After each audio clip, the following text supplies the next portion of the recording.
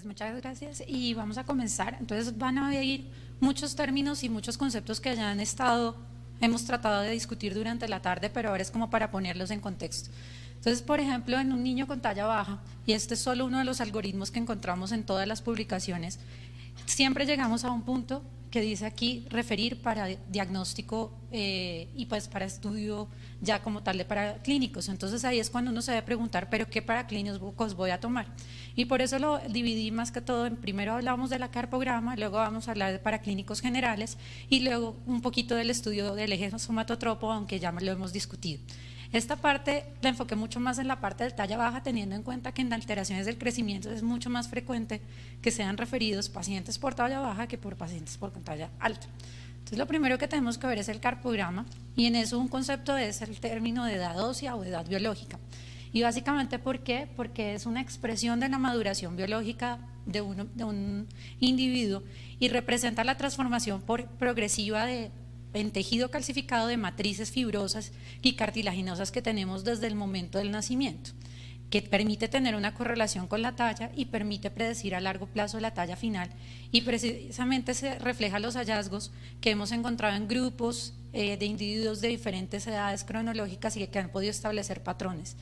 Quise ponerles este dibujo porque es básicamente una pieza del rompecabezas de toda la evaluación axiológica, pero nunca podremos considerar un carpograma como normal o anormal, y eso es importante que lo tengamos en cuenta. Nunca nos va a dar diagnósticos como tales, sino sospechas, y apoyarán otras condiciones.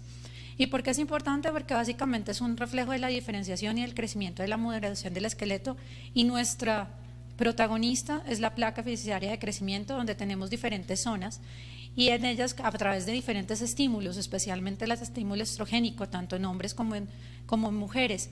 en conjunto con otro tipo de hormonas como todo el eje somatotropo, las hormonas tiroideas, van a representar cambios como tal en nuestra estructura visible en los rayos X, teniendo progresivamente ensanchamiento de las epífisis, que es lo que podemos ver aquí, luego cambios de osificación, como es la aparición de núcleos, como decir el sesamoideo, por ejemplo, luego también hay como un ensanchamiento de las epífisis, y entonces las pequeñas cuñas que hay se van angostando para terminar teniendo fusiones, y eso es lo que nos refleja básicamente es todo el proceso de osificación endocondrial, que es el proceso por el cual un individuo crece longitudinalmente, y que es todo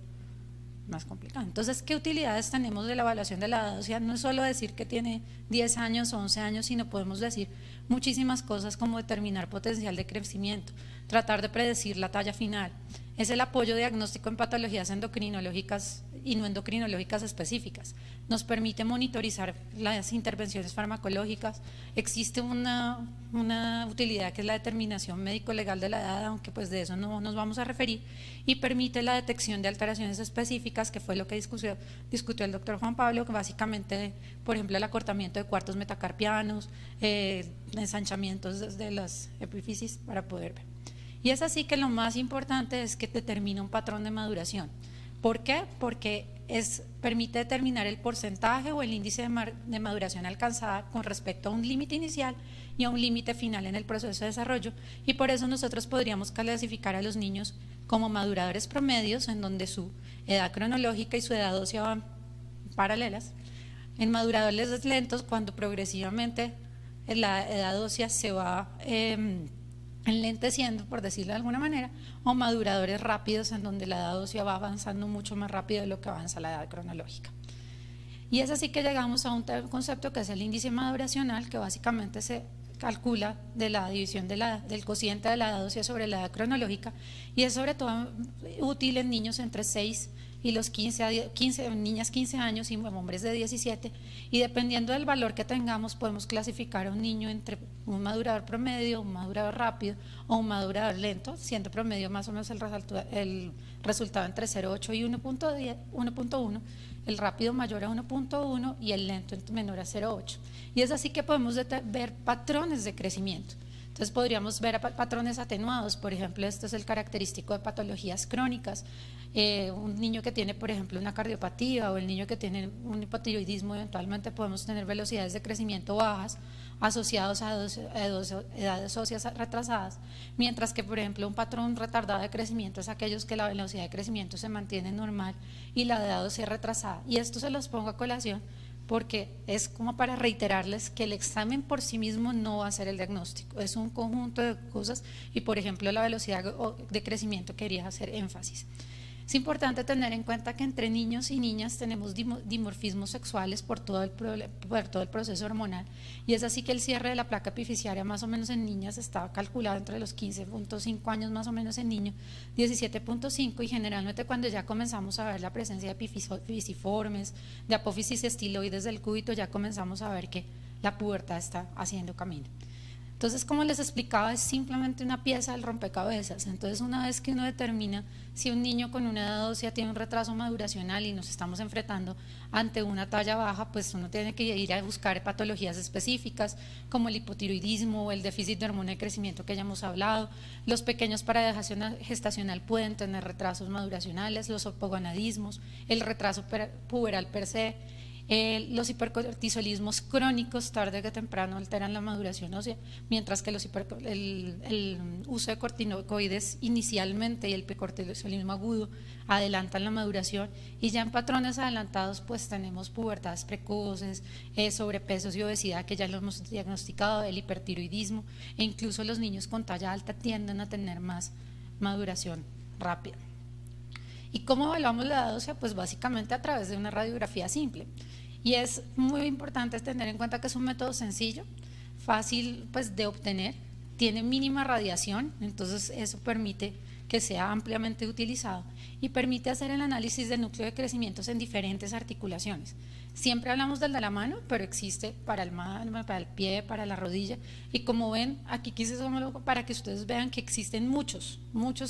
formas como uno puede interpretar la edad ósea. Sin embargo, nos vamos a concentrar básicamente en estas dos primeras, que es el atlas de Grealish y Pyle y el de Tanner-Whithouse, porque son los más frecuentemente utilizados y los que tenemos que conocer. Uno, el atlas, es básicamente comparación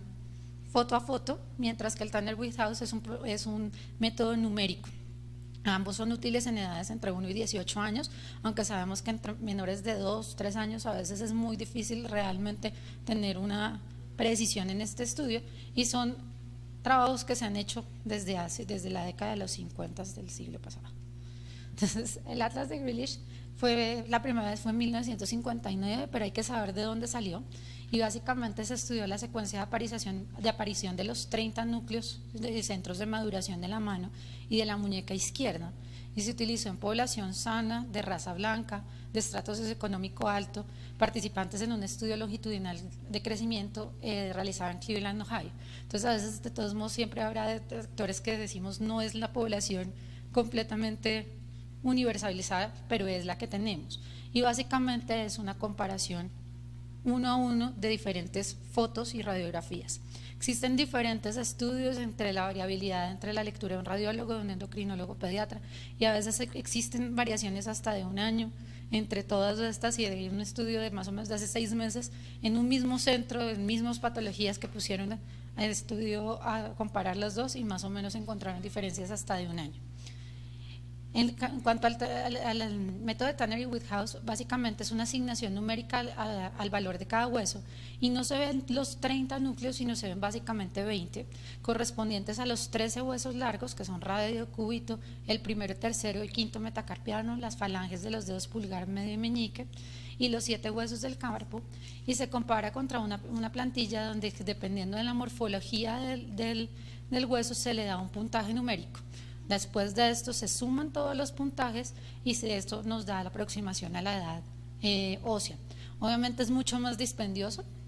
se necesita tener tiempo para comparar 1 a 1, luego hacer la suma de todo, por eso usualmente no es el que más utilizamos, pero a veces se considera incluso un poquito más preciso porque es más de detalle y trata de quitar un poquito la subjetividad del atlas, pero pues no es perfecto tampoco. Entonces, cuando tenemos un un carpograma, siempre la pregunta y la que nos van a hacer a ustedes y a nosotros es, bueno, ¿y cuánto va a medir? Porque se cree y se tiene la percepción que con el carpograma podemos decir si son maduradores, si no son maduradores, pero realmente hay que tener en cuenta que los métodos de predicción de talla son precisamente eso, predicciones, son pronósticos y nunca van a ser valores precisos y inequívocos de una talla final de un individuo. Y estos métodos se basan básicamente en tres principios básicos del crecimiento. Y es que básicamente la talla final está determinada en gran medida por factores hereditarios, incluso se han calculado coeficientes de correlación de 0.75. Hay que saber que la gran mayoría de los niños sanos, hacia los 18 meses ya se han ubicado en el percentil que seguirán hasta el final de su periodo de crecimiento.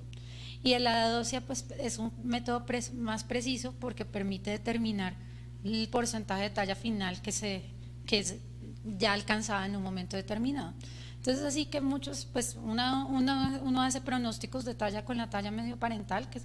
como todos ustedes saben que es talla paterna más talla materna, dividido 2 y se le suma o se le resta 6.5 según el género, pero hay que aclarar que el resultado que le dé a uno eso no significa que el niño va a medir eso. Eso corresponde más o menos al percentil 50, o sea, 0 desviaciones del carril genético de ese niño. O sea que podemos tener variaciones hasta casi que de 10 centímetros para abajo, de 10 centímetros para arriba, para alcanzar así -2 y +2 desviaciones estándar. Entonces nunca, o sea, uno en las gráficas debe graficar ese intervalo y no como tal el punto. Pero tenemos otros métodos matemáticos que son el de Bailey-Pinot, el de Rocher, Wiener y Thyssen y el de Tanner y Whithouse. Básicamente los 2 segundos son, se les pongo las fórmulas para decirles que básicamente son modelos matemáticos utilizando factores y coeficientes de corrección y utilizando las edades actuales y edades después, pero básicamente no es tan práctico hacerlo. Y como queremos básicamente la bolita de cristal para determinar el futuro, pues el que más utilizamos es el método de Bailey-Pinot. Y básicamente este se hizo utilizando las edades óseas analizadas por el Atlas de Grealish y Pyle en 103 niñas y 89 niños de clase media alta con tallas normal, y se les clasificó en 3 patrones de crecimiento, en adelantadas, acordes y retrasadas, hablando que las diferencias son más o menos de un año. Entonces el adelantado es cuando la dosis está un año adelantada y el atrasada es cuando está un año retrasada, y para eso se calculan porcentajes de maduración, es decir, tenemos unas tablas en donde, por ejemplo, si encontramos a un niño que tiene una edad ósea de 10 años, más o menos eso equivale a un 86% de su talla final y simplemente calculamos la talla final haciendo una regla de 3. No es muy sencilla y pues es más sencillo que los otros, pero como les explicaba no es inequívoco y nunca deberíamos dar números aislados, siempre debemos dar rangos. Bueno, entonces como tratar de ver y comparar la aplicabilidad de estos métodos, hay que tener muchísimo cuidado en los pacientes que tienen adelantos y retrasos puberales, así como en aquellos que han tenido patologías concomitantes o estén haciendo crecimientos de recuperación, porque la edad ósea puede variar sustancialmente, entonces el pronóstico que uno veía hace un año no es el mismo que va a haber ahorita. Bueno, un paciente que tiene hipotiroidismo y que está como los casos que hemos discutido bastante, o sea, clínicamente hipotiroideo, comenzamos tratamiento y comienza a hacer crecimiento de recuperación, la maduración ósea puede variar rápidamente y el pronóstico que dijimos cambia sustancialmente. Y en general en los pacientes sanos los 3 métodos que les dije matemáticos han sido útiles. Sin embargo, hay que saber que el Bailey-Pinot sobreestima más o menos en 5.3 centímetros la talla final, el Rocher sobreestima más o menos en 3.5 y el Tanner más o menos en 3.2.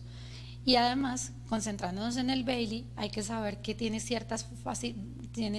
ventajas respecto a los otros, que es mucho más útil en tallas blancas, en tallas bajas familiares, en tallas altas, es un poco más certero en niñas que en niños, pero por ejemplo en pacientes con pubertad precoz puede subestimar la talla final en mayores de 11 años, puede ser útil en Turner, pero en general en todas las tallas bajas primarias puede incluso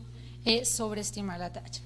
Entonces, todos estos conceptos son un poquito difíciles de entender, pero básicamente el punto clave que quiero que entiendan es que existen métodos, sí, de pronosticar la talla a través del carpograma, pero nunca va a ser una medida absoluta, ni con eso vamos a poder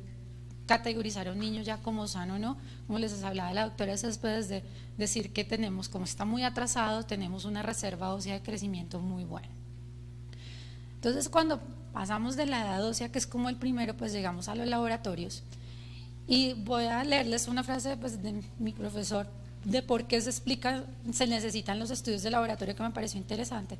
Es que la asociación entre detención del crecimiento y enfermedad subyacente puede no ser reconocida cuando en un paciente sintomático no se analiza adecuadamente la progresión del crecimiento, o cuando, a pesar de detectar la detención del crecimiento en un paciente sintomático, no se realiza una búsqueda intencional y sistematizada de la causa. ¿Qué significa eso? Podemos ver a niños persistentemente en nuestras consultas de pediatría general por vómito, porque el reflujo, y si no nos tomamos el trabajo de analizar la gráfica de velocidad de crecimiento y darnos cuenta que tiene una repercusión, nunca nos vamos a dar cuenta que esa pequeña regurgitación fue, por ejemplo, significativo. O al contrario, niños que pasan, consideramos que son sanos y que son completamente asintomáticos, pero al momento, si alguien hubiera detallado en la curva de velocidad de crecimiento, se hubiera dado cuenta que no era asintomático, que realmente era sintomático y su síntoma era no crecer. Recuerden que crecer es un marcador de salud en los niños y por eso no debe, ninguna intervención médica hacia un niño debe estar aislada de la talla y el peso. Por ejemplo, vuelvo al caso de la enfermedad celíaca, generalmente el primer síntoma es detención del crecimiento y el enlentecimiento de las curvas, y mucho tiempo después comienza la sintomatología gastrointestinal, y hay niños con franca enfermedad celíaca que no tienen tantos síntomas. Entonces, por eso el crecimiento es súper importante. Y además hay un punto importante: la mayoría de los niños que tienen talla baja no tienen una alteración endocrinológica, es una alteración de otro tipo de patologías crónicas cuyo eje central es la desnutrición, y que por ende habrá que estudiarle primero toda esa parte desde el punto de vista pediátrico. Pero eso sí, como todos en la vida nos enseñaron por allá desde quinto semestre de medicina, nunca reemplazarán la historia clínica, ni el examen físico, ni una buena curva de crecimiento. Las gráficas son para utilizarlas y para seguirlas, porque los puntos aislados no tienen ninguna relevancia. Entonces comenzamos con la química general. El cuadro hemático lo ponemos de primeras, incluyendo la BCG, porque nos va a hablar de anemias ferropénicas, rasgos talasémicos, anemias de células falciformes, procesos inflamatorios crónicos. Entonces vemos las tres líneas celulares, no nos dedicamos solo a ver el hemoglobina, los leucocitos, que es que tienes infección o no tienes infección, debemos ver volúmenes corpusculares, concentración de hemoglobina corpuscular media, para poder determinar eso. Química sanguínea, ¿por qué la tomamos? Porque tenemos casos como fallas renales crónicas, acidosis tubulares renales, incluso la misma diabetes en algún momento pueden tener fallas en el crecimiento, trastornos electrolíticos específicos, los síndromes de Fanconi. Por eso en una evaluación inicial una creatinina, una glucosa, unos electrolitos y unos gases venosos tienen una relevancia. Obviamente en todos los laboratorios uno debe conocer la técnica y debe saber instruir al paciente cómo deben ser tomados. Por ejemplo, en gases venosos tenemos siempre la dificultad que son tomados en ayuno. Entonces, cuando son tomados en ayuno, pues no nos sirvieron de mucho, y entonces, porque puede tener solo la acidosis por eso. O lo mismo que un parcial de orina, que le encontremos cetonas y el niño llevaba 12 horas sin comer absolutamente nada. Entonces, por eso hay que saber la técnica y el momento en que se toman. Y obviamente nunca se dice que son exámenes como tal de rutina y batería, sino siempre tiene que tener un pensamiento clínico, porque los exámenes en principio sirven para confirmar hipótesis diagnósticas. En el parcial de orina, pues leucociturias, hipostenurias, el sedimiento, ver el pH, o sea, no es solo ver si tiene o no infección, sino que hay que analizar lo otro. Por ejemplo, en niñas con infecciones urinarias recurrentes que nunca nos damos cuenta, acidosis tubular renales, síndromes nefróticos. Y en algunos también se describe coprológicos, precisamente por los índices de parasitosis, por ejemplo la yardasis, que producen procesos malabsortivos y que termina haciendo fallas en el crecimiento. Ya cuando nosotros vamos como descartando, tenemos que entrar a las tallas bajas de origen endocrinológico, y dependiendo de la sospecha tomaremos el examen que corresponda. Es decir que, si bien la somatomedina CO y GF1, que es sinónimos, es útil, pues hay que tener una sospecha diagnóstica de base. Entonces por eso si sospechamos deficiencia de hormona de crecimiento, pues tendremos que hacer los test específicos que ya lo hablaremos. Hipotiroidismos generalmente con una TSH, T4 libre, no T4 sola, sino T4 libre podremos hacer diagnósticos, o en hipercortisolismos o hipocortisolismos por lo menos un cortisol, hipogonadismos pues pensar en hormonas, en las nutriciones severas pues ya las proteínas diferenciadas, diabetes mellitus desde la hemoglobina, la glucosa, o ya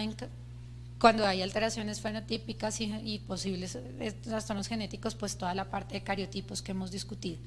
En cuanto al cariotipo, muchos protocolos diagnósticos habla que en mujeres cualquier talla baja no explicable debería tenerse un cariotipo para descartar, ya que el fenotipo, o sea, la presentación fenotípica es variable y puede ser desde muy severa hasta no tan comprometida, por lo que está incluido ahí. Y ya después de haber descartado como las cosas grandes, que ahí se nos puede ir básico, podemos colar más o menos como al 80%, pensaríamos en hablar de estudiar el eje somatotropo, y aunque ya se habló a principio de la jornada, pues vamos a hablar un poquito más de eso. Entonces el eje somatotropo es importante tener en cuenta, y vamos a comenzar por la IGF-1, que es la misma somatomedina, y en general la ventaja que da sobre la hormona de crecimiento es que tiene niveles basales constantes más o menos durante las 24 horas del día, siendo un poco mayores en la mañana. Su síntesis es hepática dependiente de GH y se transporta en unión a proteínas específicas de transporte. Los valores de referencia se debe analizar e interpretar en relación a la edad biológica que tiene el paciente en ese momento. ¿Qué significa eso? Tener una somatomedina C en donde el laboratorio nos reporta unos rangos de referencia entre 50 y 300 y no nos ponemos en el trabajo de ver cuál es la edad que tiene el paciente, no es válido, porque nosotros tenemos cambios fluctuantes durante todas las etapas de la vida, porque por ejemplo, utilizar en niños menores de 2 a 3 años no tiene una significancia clínica, es difícilmente interpretable, y por ejemplo en niños de 6 meses, pues cuál es la indicación cuando normalmente el crecimiento en este periodo de tiempo no es tan dependiente del sistema somatotropo. Los puntos de corte, más o menos cuando se ponen puntos de corte a -2 desviaciones estándar, encuentra una sensibilidad para déficit de hormona de crecimiento más o menos del 71% y de especificidad del 72%, y se puede utilizar como un tamizaje inicial en tallas bajas con pobres velocidades de crecimiento. Eso es importante, la velocidad de crecimiento vuelve a ser su medida. Y nuestra población, y hablando de todo, redondeando todo lo que hemos discutido hoy, es muy importante saber que en pacientes desnutridos o con ingestas calóricas bajas existen insensibilidades fisiológicas a la hormona de crecimiento y sus niveles pueden bajar sin que esto sea un reflejo de la déficit de hormona de crecimiento. Por eso cuando tenemos niños con bajo peso tenemos que tener muchísimo cuidado en la interpretación de esto. Los niveles basales de hormona de crecimiento no tienen un valor significativo por su secreción pulsátil. Se sabe que tenemos valores séricos un poco mayores durante la noche, pero los valores entre cada episodio de secreción pueden llegar hasta 0 nanogramos por mililitro, por lo que nunca, si nos salen 0,16, no tenemos ningún pie para decir que es un déficit de hormona de crecimiento, por lo que una muestra al azar no tiene una utilidad diagnóstica para el déficit de hormona de crecimiento.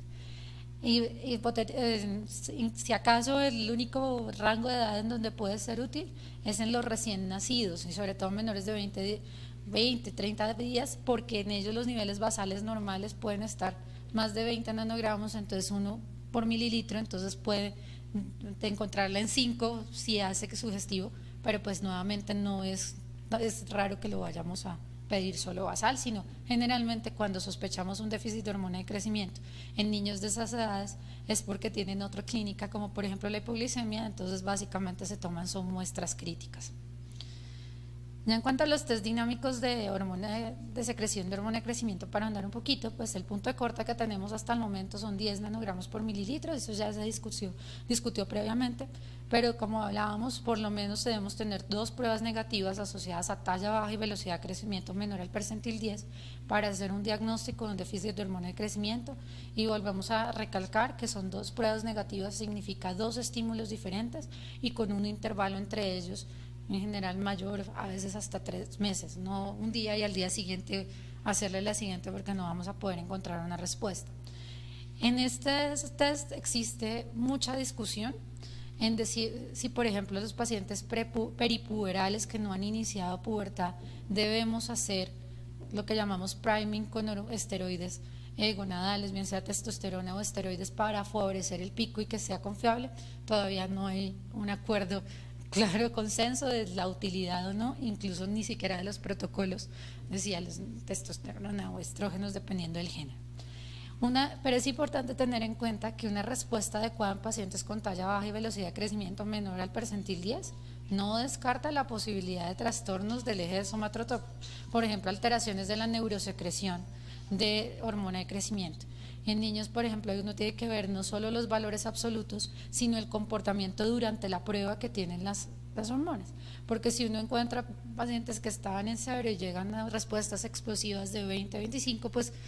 un déficit no tiene, pero tiene otras alteraciones del eje somatotropo, de pronto resistencias o alteraciones de la secreción neuroendocrina. Y aquí es importante tener en cuenta que el 5% de los sanos pueden ser clasificados como deficientes solo por el uso de un test dinámico de hormona de crecimiento. Entonces tampoco, si tenemos un test de clonidina que no responde ya categóricamente sin tener en cuenta clínica y todos los demás parámetros axiológicos, vamos a hacer el diagnóstico. El 13% de los anormales en un test tiene una producción normal de hormona de crecimiento. Entonces, vuelvo a repetir que aunque el punto de esta charla son los paraclínicos, siempre nos devolveremos a que la evaluación axiológica en general y la historia clínica es lo más importante. Y de ahí básicamente tenemos como dos tipos, y es básicamente los de ejercicio y los de medicamentos. El de ejercicio se plantea, todos los test que hagamos dinámicos de hormona de crecimiento se plantean basados en los estímulos fisiológicos a la secreción de hormona de crecimiento. ¿Qué significa? Si sabemos que la hormona de crecimiento es una hormona contrarreguladora, entonces la hipoglicemia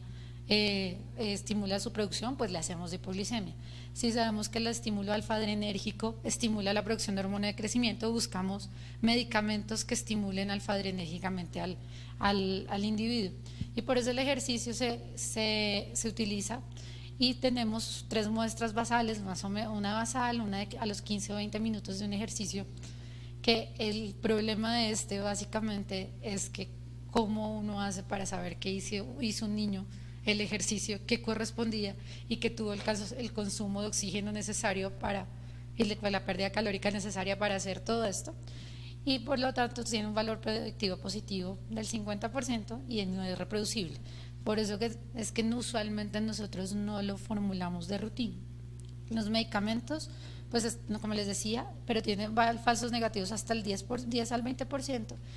y entonces tenemos los dos grandes, que es el de clonidina y el de insulina, que básicamente están representados en encontrar por el estímulo alfa-adrenérgico o por el de la hipoglicemia una secreción de hormona de crecimiento.